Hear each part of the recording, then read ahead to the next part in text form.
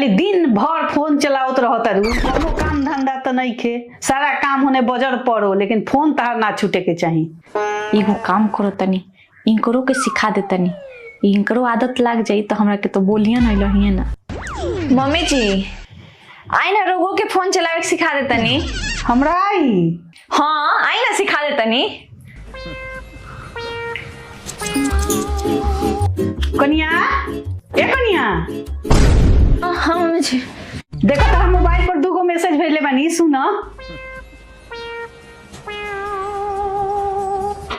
जो औरत अपने सास की सेवा नहीं करती है वो अगले जन्म में भैंस बनती है।